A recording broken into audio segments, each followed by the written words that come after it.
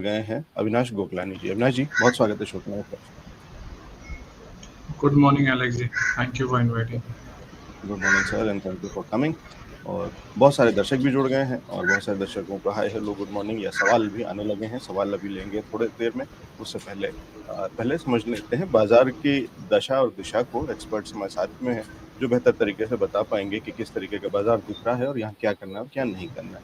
शुरुआत कर रहे हैं संदीप जी से। संदीप सर, कमजोरी और लगातार बढ़ती हुई कमजोरी, पूरा हफ्ता हम नीचे की तरफ चल रहे हैं। चिंता की बात है या ये टेम्परेरी है? तो एलेक्स जी, मार्केट का स्ट्रक्चर वीक है टेक्निकल पॉइंट ऑफ व्यू। तो मुझे लगता है कि इंट्राडे में जब तक मार्केट 22,350 को क्रॉस करके ट्रेड करना स्टार्ट नहीं करता तब तक किसी भी तरह की तेजी निफ्टी में मेरे हिसाब से नहीं बनती।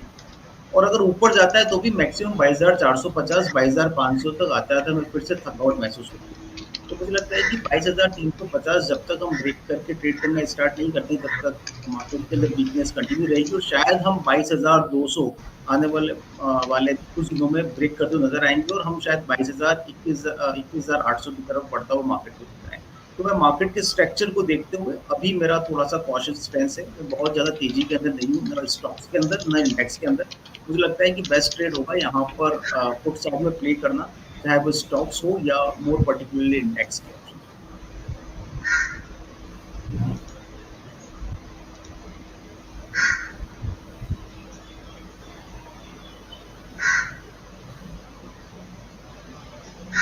Sandeep sir, Nifty bank Nifty में कोई स्ट्रेटेजी बना रहे हैं अभी या दूर रहने की सलाह होगी?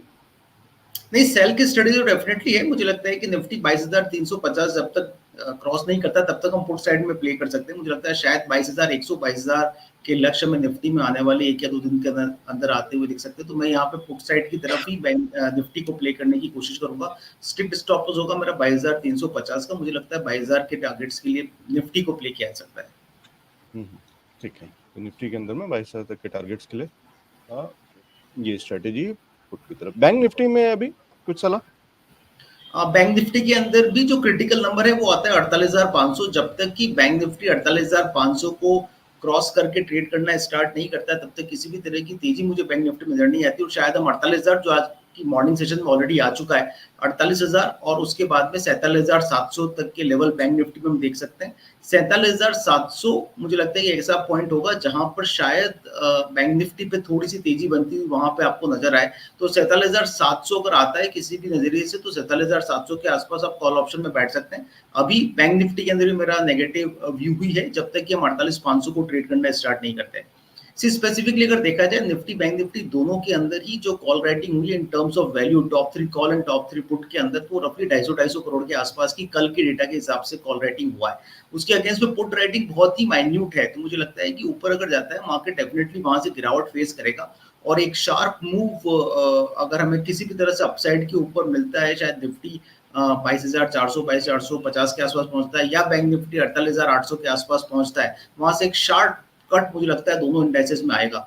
तो जहां तक मार्केट के टेक्सचर की बात है, मुझे मार्केट में डाउनसाइड का सिनेरियो भी ज्यादा प्ले होता हुआ नजर आ रहा है। तो अभी मेरी इक्विटी पॉइंट ऑफ व्यू से दूर रहने की सलाह है और आप पुट साइड के अंदर अपनी पोजीशन को हेज कर सकते हैं। जी ठीक है, तो ये है निफ्टी बैंक निफ्टी में संदीप सर की स्ट्रेटेजी। अविनाश जी के पास चलते हैं, देखते हैं वो क्या राय रखते हैं और किस तरीके के लेवल्स को नजर में रख रहे हैं। अविनाश सर। एलेक्स जी, निफ्टी की अगर हम बात करें तो निफ्टी एक ब्रॉड बॉक्स स्ट्रक्चर क्रिएट कर रहा है, एक कंसोलिडेशन फेज में चल रहा है और हम देख रहे हैं कि 21,750 एक नीचे इम्पोर्टेंट सपोर्ट लेवल है और ऊपर 22,600 का एक इम्पोर्टेंट रेजिस्टेंस लेवल है। और ये जो 700-800 पॉइंट का जो रेंज है 2-3% निफ्टी पे, वहाँ पे एक बहुत बड़ा है ना कंसोलिडेशन फेज चल रहा है। अब ये कंसोलिडेशन है या डिस्ट्रीब्यूशन है ये आप टाइम ही बता पाएगा, बट एक फ्लैग पैटर्न भी क्रिएट हो रहा है निफ्टी के ऊपर, जो हो सकता है कि 15 या 20 मई के बाद एक प्री इलेक्शन रैली आवे और वहाँ पे हम लोग रेजिस्टेंस तोड़ते हुए, और अगर कुछ सरप्राइज आता है इलेक्शन रिजल्ट्स को लेके तो हो सकता है हम नीचे की तरफ ब्रेक डाउन कर दें और ये डिस्ट्रीब्यूशन कंफर्म हो जावे। नॉर्मली हम जो मिड कैप और स्मॉल कैप स्टॉक्स में देख रहे हैं वहाँ पे सेलिंग कंटिन्यू है, बट लार्ज कैप में थोड़ा बहुत कंसोलिडेशन चल रहा है। जहाँ पे रिजल्ट्स खराब आ रहे हैं वहाँ पे एक हमको एक्सीडेंट्स भी देखने को मिल रहे हैं। तो जो ओवरऑल जो मार्केट का जो स्ट्रक्चर हो गया है वो हो गया है कि स्टॉक स्पेसिफिक आपको प्ले करना पड़ेगा, और जो बड़ा वेटेज है बैंक का, वहाँ से कोई बेनिफिट नहीं आ रहा है, वहाँ से कोई सपोर्ट नहीं आ रहा है, और बैंक निफ्टी भी जो है वो एक सब कंसोलिडेशन फेज में चली गई है, और एक 47,000 लेवल का एक इम्पोर्टेंट सपोर्ट है जो अगर टूटता है तो थोड़ा बेरिश भी हो जाएगा, और अगर 48,300 के ऊपर आज और कल क्लोज होता है तो आई थिंक सो एक वापस से बाउंस बैक आ सकता है 49,000 लेवल पे बैंक निफ्टी में। जी, तो ये लेवल्स और ये स्ट्रेटेजी। एक और खास मेहमान हमारे साथ में जुड़ रहे हैं, उनका भी स्वागत कर लेते हैं। मधु जी हमारे साथ में हैं। मधु जी बहुत बहुत स्वागत है शो पे। नमस्कार मैम। नमस्कार लवजीत जी, बाकी पैनलिस्ट को भी मेरी तरफ से नमस्कार। Thank you so much for calling me. जी, और मधु जी आपसे भी वही समझना चाह रहा हूँ, क्या ये एक बहुत बड़ी रेंज है जिसके अंदर में बाजार काम कर रहा है, और सिर्फ एक बस वोलेटिलिटी बड़ी है, यानी कि रेंज बहुत बड़ी है, उसके हाईज और लोज वो उसी को बढ़ा रहा है, लेकिन है उसी के अंदर में, और क्या हम सुरक्षित हैं या अब कहीं कुछ चिंता के बादल दिखाई देते हैं? देखिए, जहाँ तक मार्केट का ऑल ओवर आउटलुक है, क्योंकि पिछले जो भी 3-4 दिनों में हमें गिरावट देखने को मिली है, उससे हम थोड़ा अपने आप को कॉशियस रह करके चलने की कोशिश कर रहे हैं। लेकिन अगर ऑल ओवर स्ट्रेंथ की बात की जाए, मैं आज बैंक निफ्टी स्पेसिफिक बात करूँगी क्योंकि आज बैंक निफ्टी का दिन है। ऑल ओवर स्पेसिफिक बात की जाए बैंक निफ्टी को लेकर के, तो अभी जो ये लेवल पर अभी ट्रेड कर रहा है आज के दिन 48,300, उसका एक इम्पॉर्टेंट लेवल है, क्योंकि काफ़ी बार उसने पिछले कह लीजिए 2024 के स्टार्टिंग से ही उसने इस लेवल को काफ़ी ऑनर किया है। अगर उसको एक रेजिस्टेंस लेना है तो इस लेवल पर रेजिस्टेंस लेता है, सपोर्ट लेना है तो इस लेवल पर सपोर्ट लेकर के आगे बढ़ता है ये। तो इस लेवल को हम काफ़ी इंपॉर्टेंस देंगे।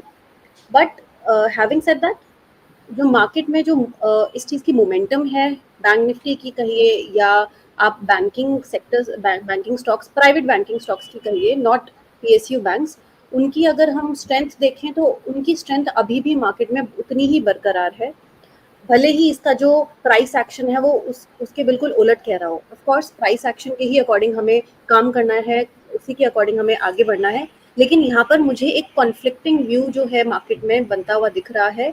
अगर एक स्ट्रेंथ डेटा की बात करें और प्राइस एक्शन की बात करें, स्ट्रेंथ अभी भी मार्केट में दिख रही है, लेकिन प्राइस एक्शन उसको ऑनर नहीं कर रहा।